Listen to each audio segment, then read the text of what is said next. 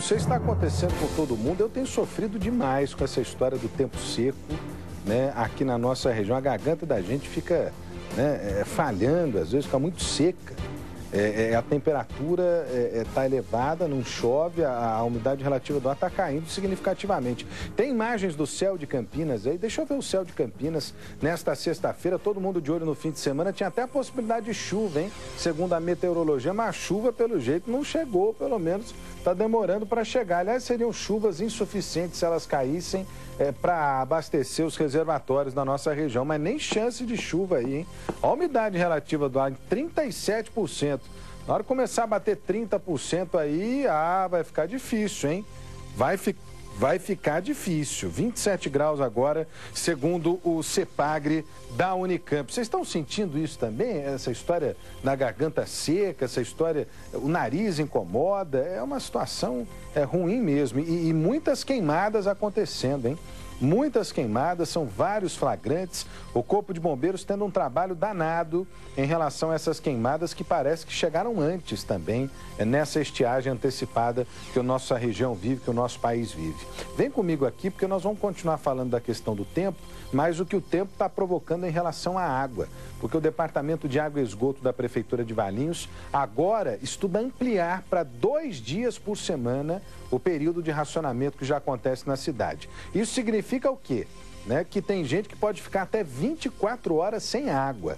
A medida pretende evitar mais problemas durante o inverno e está dividindo opiniões. A Karina Rick é quem traz os detalhes para a gente aqui, ó. Olho na notícia. A ampliação do racionamento passa a valer caso não chova dentro de 15 a 20 dias. A medida está sendo pensada já que os níveis das 4 represas que respondem por 40% do abastecimento de água da cidade estão baixando. A situação é crítica de Valinhos, eu acredito que em toda a região, porque não tem chovido, a previsão de chuva é só setembro desse ano, então nós temos que ter a responsabilidade de reter um pouco de água nos nossos reservatórios de água bruta. Caso seja necessário, o racionamento vai passar de 36 para 48 horas semanais. Hoje, o corte de água é feito em 2 dias durante 18 horas, mas o período pode passar para 24 horas. Vai ser mais restritivo, vai atingir mais gente para que a gente possa fazer e ter economia de água. O DAEV separa Valinhos em 7 grupos que se alternam para ficar sem água, mas com a medida, os dias em que eles ficam desabastecidos pode mudar. Caso o novo esquema seja adotado, a população será avisada com 1 semana de antecedência. A cidade está em sistema de racionamento há 98 dias e economizou 690 milhões de litros, o que equivale a 23 dias de consumo. Valinhos deve fazer também 2 novas captações em 2 córregos do município para tentar minimizar o problema. A nova medida divide opiniões na cidade. Tem que lavar louça, lavar roupa, a gente tem serviço para fazer em casa, né? Faltando água, a gente não pode fazer nada disso. Eu tenho um salão de cabeleireiros e sem água, como eu vou fazer para lavar o cabelo? Vai ficar ruim. Sou a favor da economia, certo? Eu acho que está certo, que está feia a coisa. Se for para melhorar para todo mundo, por que não? Eu sou a favor. Eu acho que tem que ser dessa forma para a turma aprender a melhorar mais aí, a não passar mais por isso, né? Aí você sabe que eu li outro dia no jornal que em Americana, por exemplo, né, a economia lá já é constante, porque a perda de água em Americana é muito pequena em relação à média da perda da distribuição em todo o nosso país. Porque boa parte da água que a gente perde não é porque as pessoas usam demais a água, é também porque algumas pessoas não têm consciência. Mas na maioria dos casos, isso acontece por quê? Porque no caminho que a água faz, do reservatório, da estação de tratamento, né, para chegar na sua casa, chegar no seu comércio, essa água se perde, rapaz. Né? Então, eu acho que é um ponto positivo para a gente destacar em Americana. E outro ponto positivo é que Valinhos anda preocupado aí com a situação e tem feito esse esquema de rodízio já para poupar água. Nós estamos falando aqui já há muito tempo a respeito dessa questão da água. Todos os dias a gente insiste nesse assunto, monitora esse assunto. Por quê? Porque é uma situação crítica e eu tenho a impressão, não sei, eu acho que eu sou um pouco maluco, devo viver fora do mundo, né? mas eu tenho a impressão de que tem gente, né, tentando cobrir o sol com a peneira quando o assunto é o sistema Cantareira, quando o assunto é a bacia dos rios Piracicaba e Jundiaí aqui na nossa região, porque está faltando água já para captar nesses pontos. Será que não está na hora de começar o rodízio, começar uma campanha mais intensa para a economia de água? Será que já não passou da hora? É a pergunta que eu faço. É uma medida que não agrada a ninguém. Eu posso ficar sem água, por exemplo, na minha casa. Pode acontecer. Aliás, ontem eu fiquei sem água lá em casa, porque teve manutenção da Sanasa lá próximo ao meu condomínio. Agora, e aí, meu camarada? Como é que fica? Nós vamos esperar a água toda acabar? Essa é a pergunta que fica no ar. Olha, um levantamento internacional revela que o Brasil consome bebidas alcoólicas em uma média muito maior do que a mundial. Especialistas alertam sobre os prejuízos à saúde, já que em 2012, mais de 3 milhões de pessoas morreram no mundo em decorrência do consumo excessivo de álcool. Brasil Urgente faz um alerta para você, vem comigo aqui, ó. Olho na notícia. Mesmo sem beber há 8 anos, Heitor se lembra bem dos problemas que viveu durante o período em que foi dependente de álcool. O empresário conta que, na época, mesmo tendo sido internado 3 vezes para tratamento, não conseguia se recuperar. Além de diversas brigas com a família, ele afirma que passou pela pior situação possível, a perda da dignidade. Foi quando eu comecei a tremer. Todo dia eu acordava e tremia. Se eu não tomasse uma pinga, eu continuava tremendo. Então, e todo dia eu tomava quase 2 litros de conhaque. Isso é 8 horas da manhã. Casos como o de Heitor são mais comuns do que se imagina no país. Segundo um relatório da Organização Mundial da Saúde, o consumo de álcool no Brasil ultrapassa a média mundial e apresenta taxas maiores do que as de outros 140 países. O estudo aponta também que em 2012, 3,3 milhões de mortes foram causadas pelo consumo excessivo de álcool.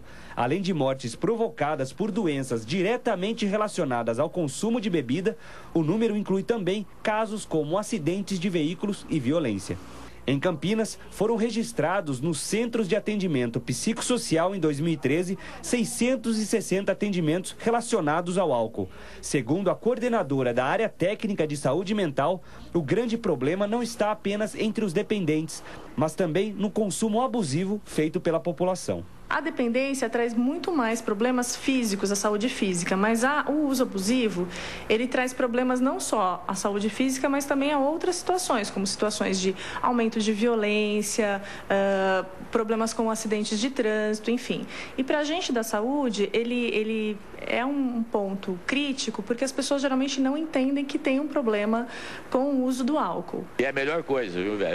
Tá bom, é viver, a vida é linda. E dá para viver sem droga.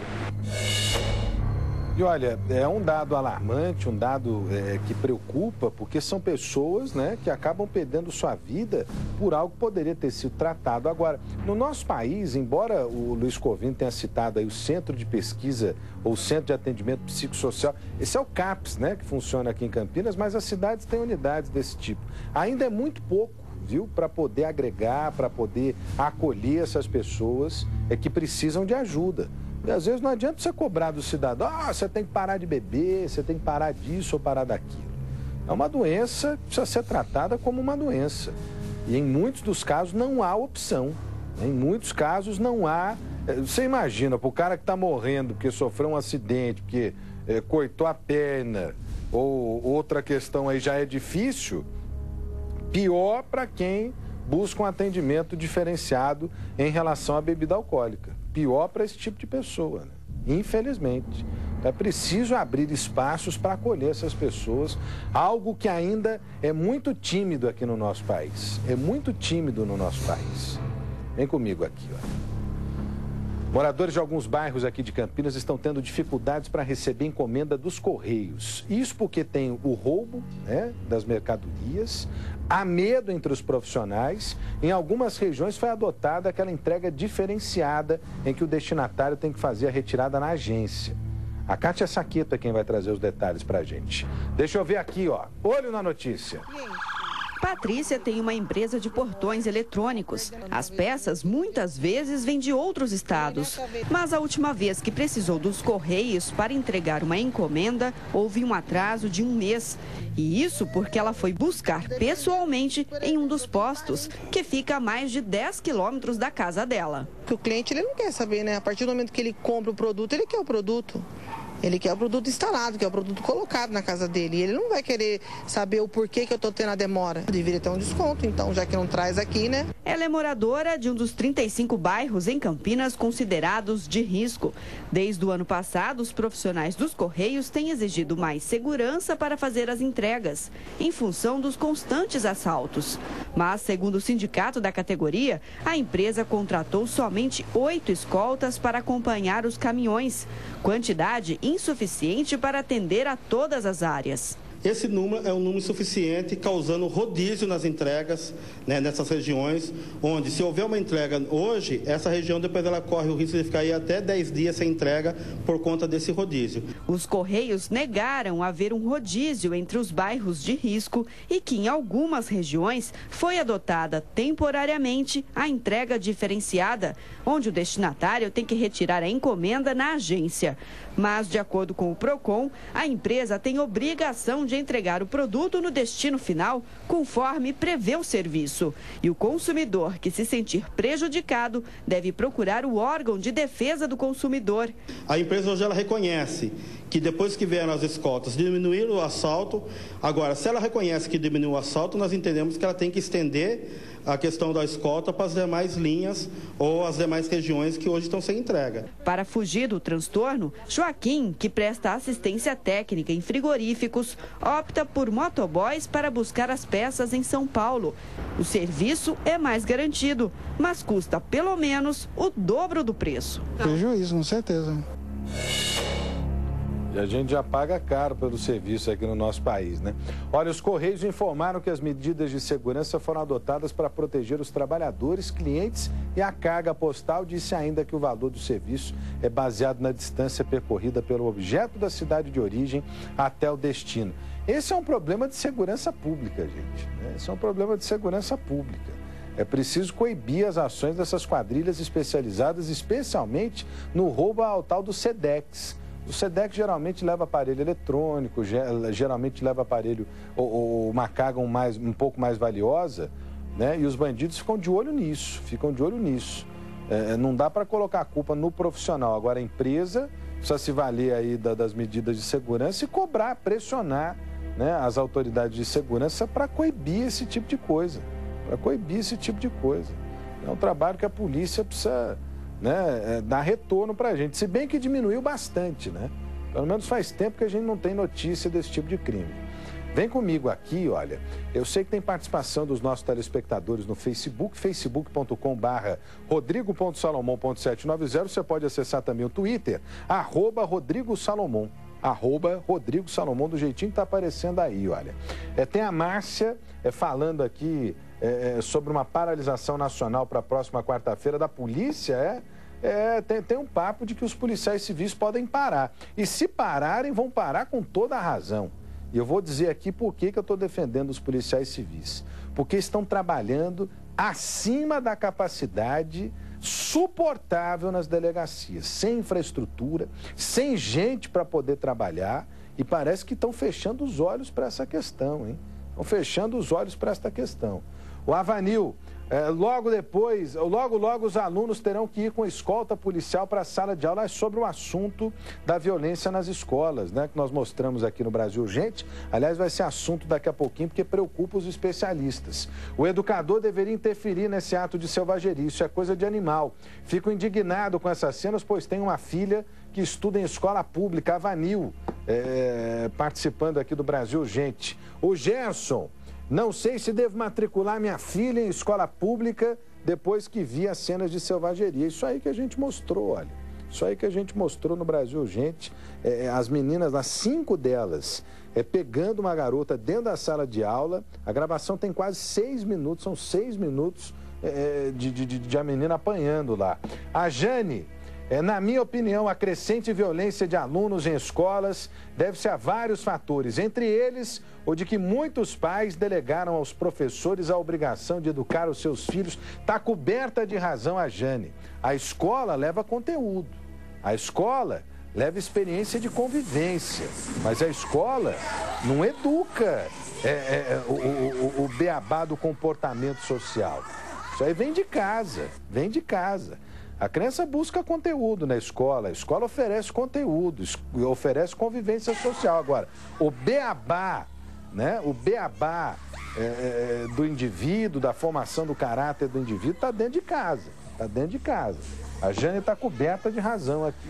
E assim vai, olha, a participação dos nossos telespectadores. Se você quiser comentar com a gente, acesse o Facebook ou o Twitter aqui do Nosso Brasil, gente. Pode vir comigo aqui, olha. Porque um andarilho foi preso hoje de manhã depois de furtar uma loja de carros aqui em Campinas. Tem um detalhe, até as miniaturas ele levou. Quer dizer, ele entrou na loja de carro, mas não levou carro, ele levou a miniatura, rapaz. Me dá aí as imagens, o Edson Silva ao vivo por telefone, tem os detalhes pra gente. Ô Edson, mas que história inusitada essa aí, hein? Boa tarde. Boa tarde, Rodrigo. Exatamente, essa prisão em flagrante por furto qualificado, né? Foi uma concessionária de automóveis. O furto qualificado é aquele em que o autor normalmente rompe alguma barreira para cometer o delito. E como você disse, essa ação teve aspectos inusitados. O acusado, um homem de 33 anos, ele tem antecedentes por furto e roubo e que inclusive esteve preso em Campinas. Ele foi surpreendido por policiais militares da Ronda Escolar no Jardim Conceição, região norte de Campinas. Ele estava ali a 5 quilômetros do local do furto, que ocorreu ali no Taquaral. Os policiais viram um andarilho com uma mochila muito nova, suspeitaram e foram verificar. A mochila estava pesada, os PMs imaginaram que pudesse ali ter armas até dentro da mochila. O suspeito portava ainda cerca de R$ 1.400 em dinheiro, e na mochila os policiais encontraram vários celulares, um aparelho de DVD para veículos e essas miniaturas de automóveis. E até aquele momento não havia a denúncia de um furto em loja ou mesmo em residência. Os policiais então pegaram os celulares, eles contataram alguns números ali da agenda e obtiveram informação que aqueles telefones pertenciam a comerciantes, donos da revenda de automóvel. Outros policiais foram na loja ali, constataram o arrombamento numa das portas. No estabelecimento eles encontraram ainda uma outra mochila com produtos. A polícia até acredita que o suspeito abandonou essa mochila devido a alguma movimentação, ou mesmo teria separado, ia se desfazer dessa parte da mercadoria e voltaria para pegar o restante. A mochila, inclusive a mochila que ele usava, Rodrigo, foi reconhecida como sendo produto de furto na loja, e uma blusa que ele usava também era produto furtado no mesmo local, mas na semana anterior, um outro arrombamento na mesma loja, Rodrigo. Mas fez a rapa lá, hein, Edson Silva? Exatamente. Fez a rapa. Agora, sabe o que chama atenção, Edson? O cara tá levando essas miniaturas da loja de carro. Nem a miniatura ele perdoou, rapaz. Exatamente, era a propaganda ali da loja, né? Faça-me o favor, hein? Rodrigo, outro detalhe, enquanto ele aguardava o término do flagrante, você viu nas imagens ele deitado aí na cela, aguardando o término do flagrante, ele demonstrava ser bastante conhecedor ali dos trâmites na delegacia.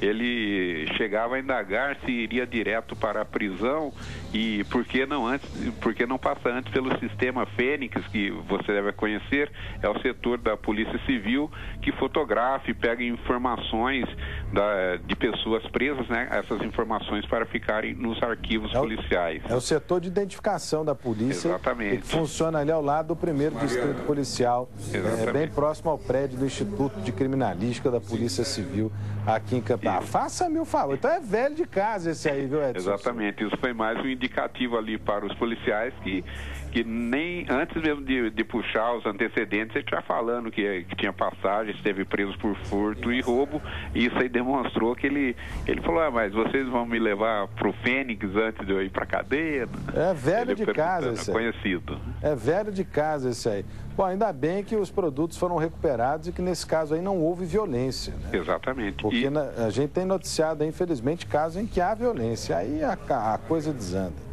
Certo, e destacando, né, Rodrigo, a gente sempre fala das ações da Polícia Militar, da ROCAN, do BAEP, essa aí, a ronda escolar também agindo aí no patrulhamento preventivo de nossa cidade. Edson Silva falando ao vivo aqui no nosso Brasil Urgente para Campinas e também para toda a nossa região. Ele que volta daqui a pouco com mais detalhes aqui na nossa programação. Lá tinha coisa pra caramba, hein? Coisa pra caramba. Vem comigo aqui, olha. Muitos pais, muitos responsáveis por crianças que atuam nas escolas ou estudam nas escolas públicas municipais aqui de Campinas estão extremamente preocupados em relação ao período da Copa do Mundo, especialmente nas creches, né? Por quê? Porque com o calendário da Copa do Mundo, cogita-se uma mudança no calendário das escolas. Isso já acontece no ensino médio, já acontece no ensino básico das escolas do município e também nas escolas do estado. Só que rolou um papo aí de que não vai ter creche no período da Copa e os pais estão desesperados. Nas cadernetas das crianças que frequentam algumas dessas creches públicas aqui na cidade de Campinas, tem um recadinho, um bilhete alertando para o problema. A equipe da Band foi correr atrás para entender o que está acontecendo. A prefeitura diz que não é bem isso. A prefeitura diz que não é bem isso. Vamos entender na reportagem da Lucimeire Ramalho. Vem comigo aqui, ó. Olho na notícia. Andréia ficou surpresa quando recebeu no mês passado um bilhete no caderno da filha informando que no mês de junho as crianças não seriam recebidas na creche. O aviso deixa claro que as unidades não vão funcionar de 12 a 26 de junho. A justificativa apresentada seria a mudança no calendário escolar em função dos jogos da Copa do Mundo. A medida deve atingir quase 16 mil alunos de 0 a 3 anos e 9 meses que dependem do serviço. Com a decisão, a preocupação de muitos pais é onde deixar os filhos nesse período. No meu caso, eu vou ficar 15 dias sem trabalhar. Ou seja, eu vou receber metade do orçamento que eu deveria ter recebido e vou ficar com ela em casa. Segundo o diretor pedagógico da Secretaria de Educação, os professores vão usar esse período para discutir o plano de avaliação do projeto pedagógico e de formação continuada. Ele afirmou também que os profissionais não vão trabalhar somente no feriado de 9 de junho e nos dias de jogos da Seleção Brasileira na Copa do Mundo. O diretor pedagógico justificou que todos os anos, nesta época, há uma queda na frequência dos alunos. O que a gente tem visto historicamente acontecer é que as escolas conseguem fazer essa conversa com os pais, conseguem sensibilizar os pais para essa questão, uma vez que a gente tem esse panorama, que é a baixa frequência nesse período. Eles teriam que se organizar de uma maneira melhor e não deixar as mães ao Deus dará. É uma questão polêmica. Agora, o fato é o seguinte, se nós aqui da Band não tivéssemos feito essa reportagem, procurado a prefeitura, nada disso aí ia ganhar repercussão, nada disso aí, né, ia incomodar a prefeitura. Estava tudo pronto para as escolas pararem, para as creches pararem. Você viu no bilhete lá de 12 a 26.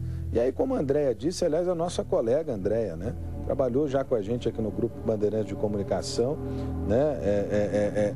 Ela faz um alerta aí importante, né? Porque tem pais que dependem da creche e que contavam com a creche. Como é que o pai vai deixar de trabalhar, a mãe vai deixar de trabalhar nesse período aí da Copa do Mundo?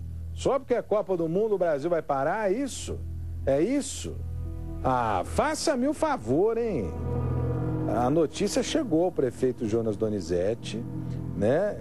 Aí o prefeito diz o seguinte, ó, desse jeito aí não vai poder ser, se vira. Vocês vão ter que arrumar um jeito, alguma maneira, né, de resolver esse problema. Justamente depois da Band denunciar, a prefeitura tomou ciência e passou a discutir isso aí de uma outra maneira. É sempre assim, eu falo sempre aqui no Brasil, gente, eu digo para vocês sempre, né? Precisa tudo vir parar